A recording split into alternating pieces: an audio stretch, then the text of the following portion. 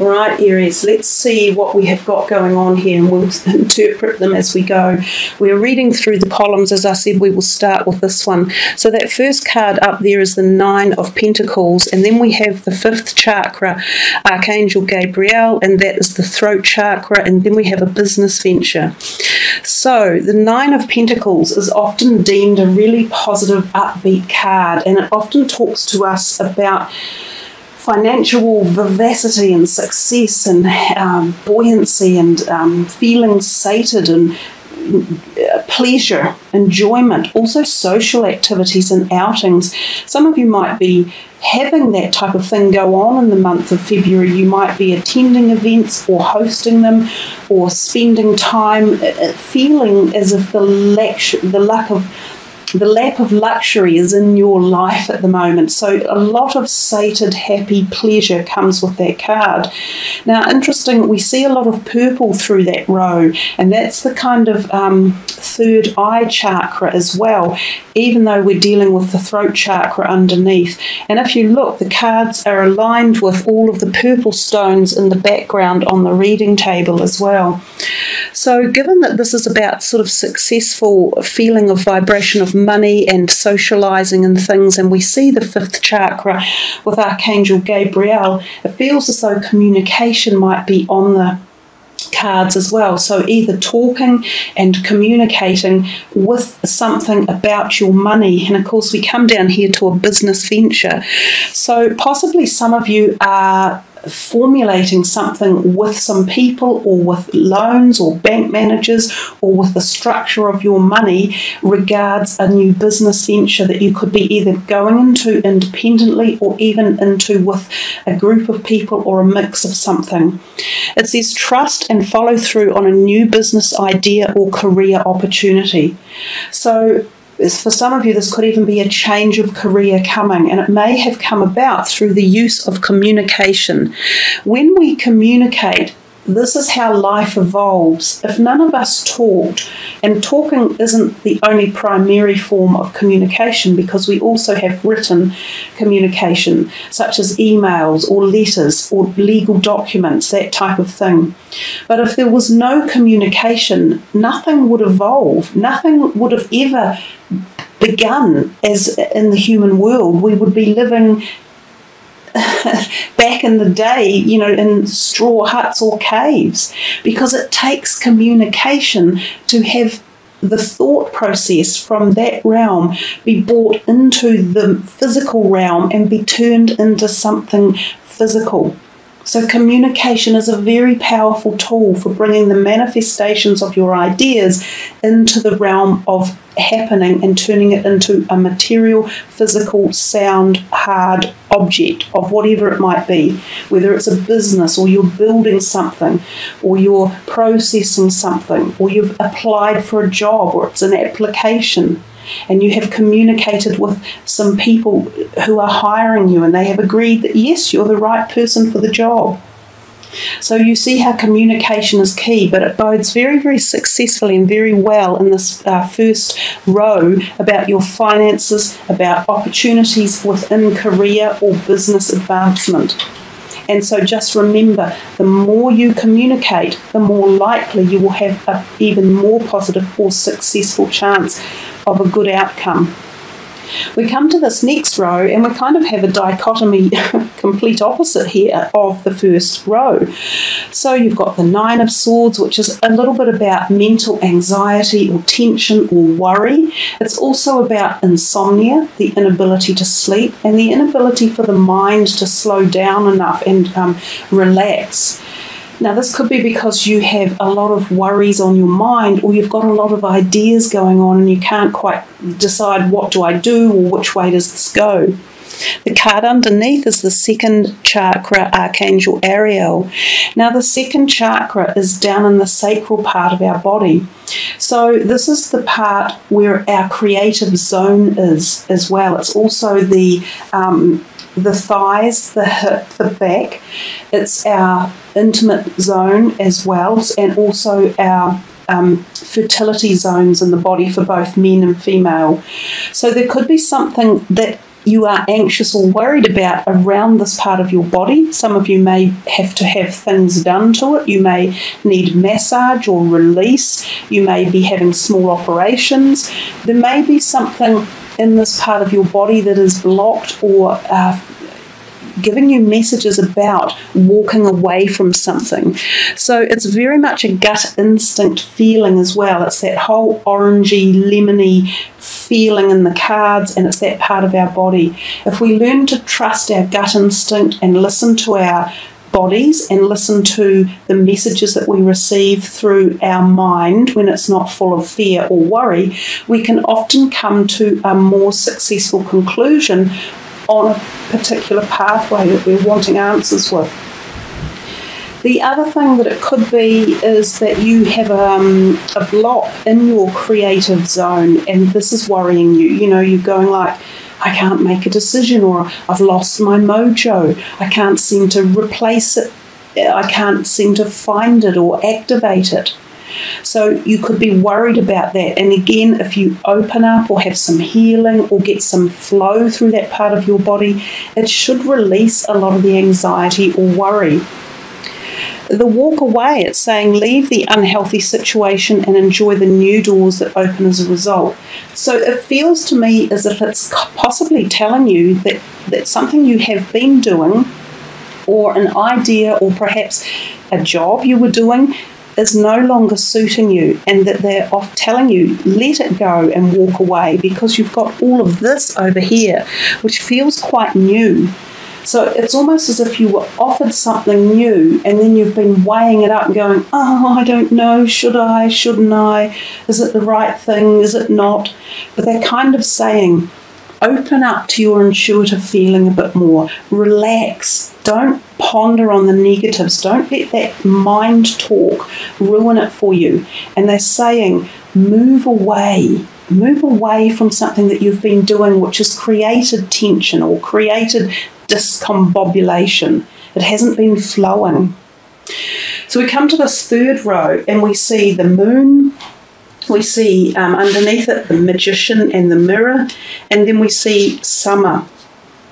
The moon is often heralded by the full moon, which we talked about, the eclipse on the 31st of January, which could be very symbolic for you. It could give you insights or highlight activation or create something new. There was also the new moon on the 15th of January. This may have propelled you into some sort of ecliptical surge of energy as well. You might have found a great new passion coming in at this time, or activation.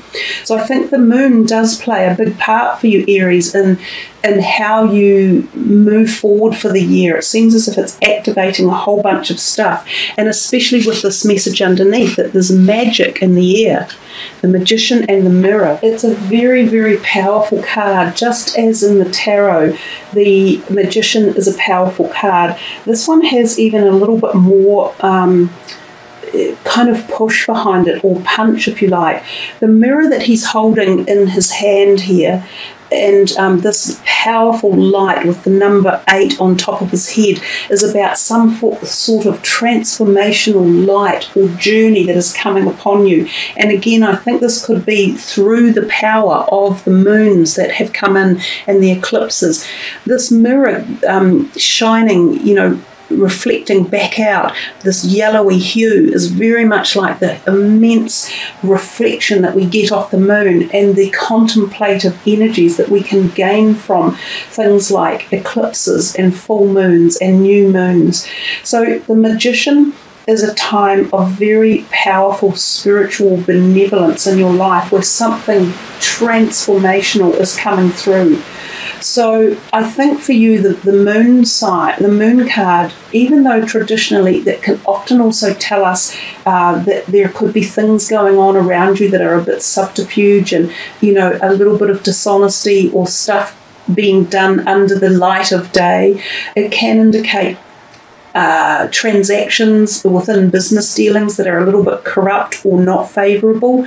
It can sometimes transpire to mean negative people around you who aren't supporting you or haven't been your best friend. Sometimes these can be water sign people too, because of the crab down here, I think of, and the Cancer kind of could be water sign energies, but that could relate to some of you Aries, but I think for most of you this is a very empowering line in here in particular, and it is saying that some amazing, magical, powerful transformations, like I said earlier, this is the year of deep personal reassessments, birth, death and reincarnation. This is happening for you Aries, and it feels as though it is starting to transmute right as early on in as February. You know, the card at the bottom is a timing card for you. So it says everything you're asking for becomes yours in the summertime. So for those of you in the Northern Hemisphere, your summer, of course, isn't until later in the year. So perhaps this is just the beginning of a birth, of a whole surge of wild energy, which is what's going on outside my window at the moment. And for those of us down here in the Southern Hemisphere, perhaps this is starting right now with this amazing powerhouse of spiritual revelation and ingenious ability to be the alchemist in your life, to literally turn what might have appeared to be iron into gold. And that is the art of alchemy, and that is the act of the magician. It is very, very powerful. And indeed, so too is the mirror reflection in it. It adds to the power, as does the Trinity 8 up here on the top of his head. So, yeah, really powerful line there for you to ponder upon and focus with and meditate with. We come to this last row here and we have the Queen of Pentacles, so often an earth sign person. We then have hostilities, and then we then have affirmations. So there's a possibility that this person could be in your life. It could be a new person coming in, or it could be someone you already know. It could be a family member who could be an older woman, and could be rising sign, earth sign, or sun, earth sign, rising or moon. There could be some arguments around this person, or some sort of jealousy or issues that have been around. Normally they're quite affable, the earth sign people. They're not the most argumentative quite often. They are normally more placid and more agreeable. They're quite often wonderful people to go to if you need a sounding board or if you need some sort of good moral support. So possibly there's two options here. She's either there for you to go to about hostilities in your life. There could be someone around, which is what we set up here, of course, with the moon. So there could be someone around who is jealous or envious or being negative in some way or another. It's interesting that it matches right here with the Magician. I feel as though there might be some people around you who are showing signs of negativity about what you're doing or the changes you're making or the power that you seem to have been able to accrue. So either you're going to her as a sounding board and she's a supportive friend and a helper, or she is part of the problem of the hostilities. So I think the moon still was passing off a little bit of that message that I said earlier. Just be careful around you.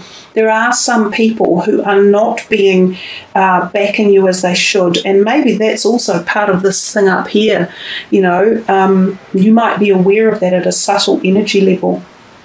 Be careful who you pick as new friends in your life. Be careful who you listen to. Be careful of the advice you take. You don't really need to so much at the moment. I think you need to focus far more on yourself and your directions and your own manifestation of your thoughts and dreams into the physical realm. But also they're telling you to use affirmations, and it says to lift up your thoughts and energy and to attract what you desire, use positive affirmations. So rather than getting into fights or arguments with people, possibly this woman, possibly someone else, walk away. We've had that over here, so it seems to be pushing itself back to this way. It's saying just walk away from the hostilities. These people have got their own problems. They're not seeing things clearly. Their envy and jealousy is wrecking it for themselves. Don't even bother getting into the arguments. Just learn to put the positivity wall up in front of them. You use your affirmations at your own level, but the more you use them, the more you empower yourself, the more positivity comes into your life, the more success, the more action, the more direction. It's that simple. If someone is getting at you, or there's back chatter or backstabbing or bullying or anything going on, just walk away from them and then put out a whole load of really positive affirmation stuff. And you'll be surprised that it'll have the complete opposite effect of what they want to do. They'll be thinking, we'll take them down, we'll spread some rumours, we'll say some nasty stuff. And it will be ineffective. Completely ineffective when you take this response. And wow, I've only just seen it. I'm a bit slow sometimes because I get so caught up in the messages that are coming. What's this? The new moon with a massive star in the background and this beautiful angel-like creature, or fairy or elemental, sitting on the new moon looking up into the heavens. And I've told you that new moon on January the 15th gave you guys some very, very powerful, potent movement forward. So there you are, Aries. I hope you have really, really enjoyed this reading. It was a really nice one to do. Lots of energy coming through, lots of messages. Pick whichever card you are really attracted to most and spend some time meditating on it and focusing on it and seeing what answer it gives you in an extension beyond the reading.